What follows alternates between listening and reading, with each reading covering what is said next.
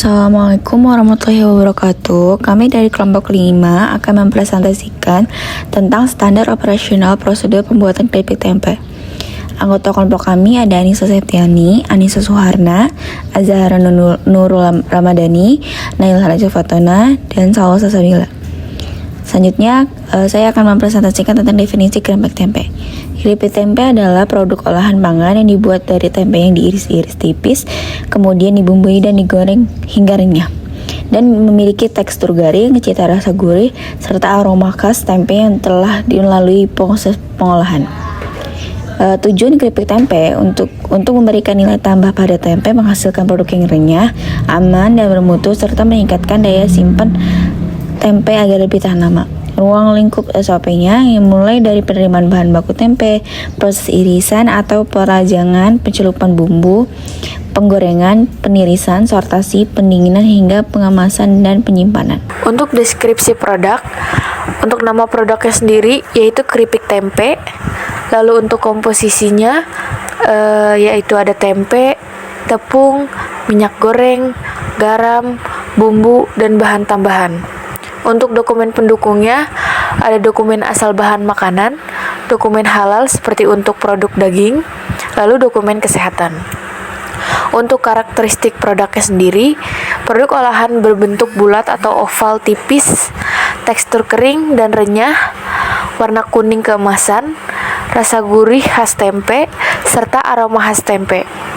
Untuk metode pembuatannya, persiapan bahan, penyortiran, pengirisan, pemanasan atau penggorengan, lalu penirisan, pendinginan, pembumbuan, pengemasan, dan penyimpanan. Untuk dokumen pendukungnya, ada dokumen SOP diagram alir pemrosesan. Selanjutnya untuk pengemasan primer, tolak ukurnya yaitu plastik food grade disegel rapat yang bersentuhan langsung dengan produk. Untuk dokumen pendukungnya, ada dokumen SOP pengemasan. Selanjutnya pengemasan untuk pengiriman. Untuk tolak ukurnya, kardus atau kontainer tertutup untuk melindungi produk dari benturan dan kontaminasi saat distribusi. Untuk dokumen pendukungnya, ada dokumen SOP pengiriman. Selanjutnya di kondisi penyimpanan, yaitu disimpan di tempat kering, sejuk, bersih, dan terhindar dari sinar matahari langsung. Untuk dokumen pendukungnya, dokumen SOP penyimpanan atau storage. Selanjutnya ke metode distribusi, yaitu dikirim menggunakan kendaraan tertutup seperti box motor atau mobil agar tetap higienis. Untuk dokumen pendukungnya ada dokumen SOP distribusi. Selanjutnya untuk masa kadaluarsa kurang lebih 2-3 bulan dalam kemasan tertutup dan kondisi penyimpanan yang baik. Untuk dokumen pendukungnya ada dokumen SOP penyimpanan. Selanjutnya untuk label identifikasi khusus ada nama produk, komposisi, berat bersih, tanggal produksi, tanggal kadaluarsa, dan nama produsen. Untuk dokumen pendukungnya ada dokumen SOP pengemasan.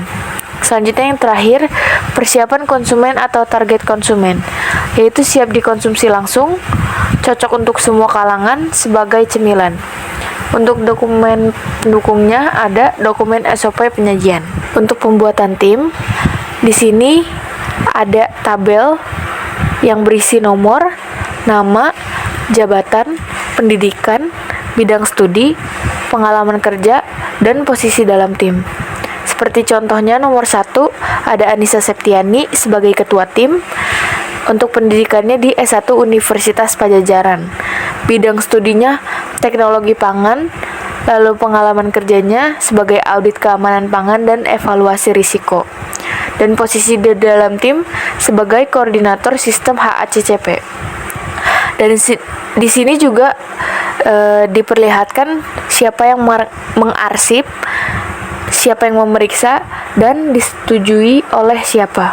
Dan di sini ada tanggal dan tanda tangannya. Dan di atas bagian kanan di sini juga ada nomor dokumen, nomor revisi, tanggal berlaku, dan halamannya. Selanjutnya ada diagram alir. Yang pertama tempe disortasi, lalu diiris, lalu dicelupkan ke adonan, lalu digoreng, ditiriskan lalu didinginkan agar minyaknya tidak terlalu banyak, lalu disortasi kembali, lalu masuk ke proses pengemasan dan penyimpanan. Lalu selanjutnya ada penentuan CCP dan batas kritis.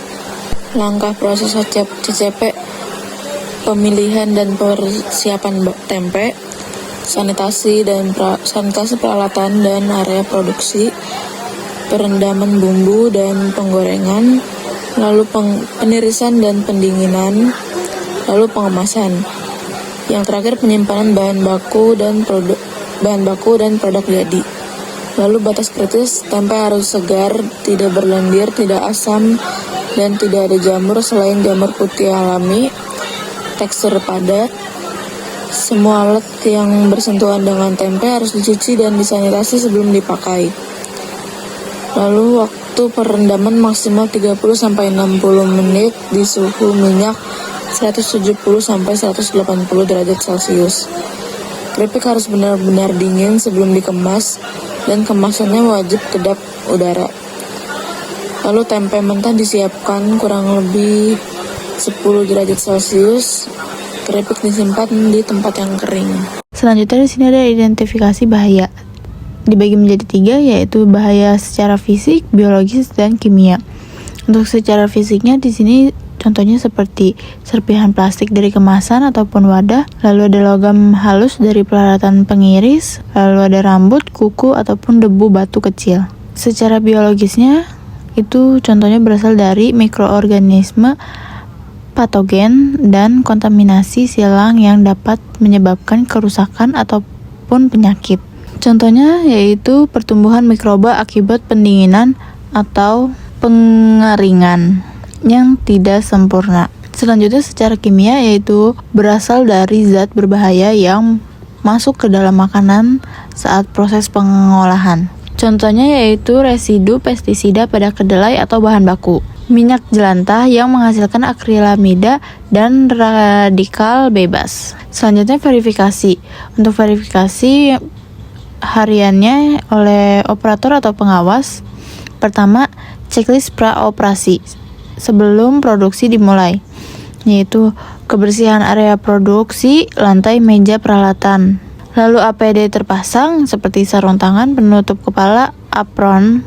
Lalu minyak goreng terlihat bersih atau tidak, lalu berbau atau tidak. Lalu bahan baku tempe yang disortir ini tidak ada tempe yang busuk atau berjamur. Yang kedua, verifikasi selama operasi, yaitu ketebalan irisan sesuai standar 2-4 mm, sampling 5 irisan per shift. Suhu minyak tercatat dan berada di rentang target, contohnya 160-180 derajat Celcius. Catat setiap 30 menit. Lalu waktu penggorengan sesuai SOP, contohnya yaitu 3-5 menit. Catat batch per batch. Yang ketiga itu verifikasi pasca operasi. Produk dingin sebelum pengemasan. Checklist visual dan sentuhan. Hasil sortasi, persentase cacat itu dicatat, ada atau tidaknya. Lalu kebersihan peralatan setelah produksi. Ya, iya atau tidak, bersih atau tidak. Lalu pengujian berkala atau mingguan ataupun bulanan. Kadar air produk, sampling lab internal atau eksternal, target misal kurang dari 5%. Validasi internal diperlukan. Lalu uji sensorik sederhana secara teksturnya, rasa, dan aroma. Panel internal minimal 3 orang. Pemeriksaan nilai asam lemak bebas atau bau tengik minyak jika diperlukan untuk keamanan jangka panjang. Pemeriksaan mikrobiologi jika ingin tingkat keamanan lebih tinggi. Total plate count, coliform, frekuensi minimal bulanan untuk validasi. Lalu audit internal bulanan atau kuartal. Audit kepatuhan SOP oleh pengawas mutu atau manajer produksi. Review catatan produksi, checklist, laporan sortasi, dan hasil pengujian. Dokumentasikan temuan dan beri rekomendasi. tindakan perbaikan atau corrective action. Yang pertama ada identifikasi masalah atau siapa menemukan, kapan, batch atau nomor produksi. Segregasi produk, pisahkan produk yang dicurigai, cacat atau terkontaminasi. Lalu ada analisis akar penyebab, yaitu menggunakan 5 Whys atau diagram fishbone. Lalu ada tindakan sementara atau containment, ada tindakan perbaikan jangka panjang, ada verifikasi efektivitas, ada dokumentasi dan pelaporan, dan escalation. Lalu sistem monitoring, yang pertama aktivitas checklist praoperasi dengan frekuensi harian atau setiap shift, penanggung jawab operator, output atau doc from praop. Lalu aktivitas pencatatan suhu minyak, frekuensi setiap 30 menit saat operasi, penanggung jawab operator, output atau doc log suhu. Lalu sortasi dan cacat persen cacat, frekuensinya per batch, penanggung jawab pengawas, output atau doc from sortasi. Lalu aktivitas uji sensorik cepat dengan frekuensi mingguan, penanggung jawab pengawas mutu, output atau doc laporan sensorik. Lalu aktivitas audit internal, frekuensi bulanan, penanggung jawab pengawas mutu atau manajer, output atau doc laporan audit. Lalu aktivitas review KPI dan rapat CAPA dengan frekuensi bulanan, penanggung jawab manajer produksi, output atau doc laporan KPI dan plan CAPA.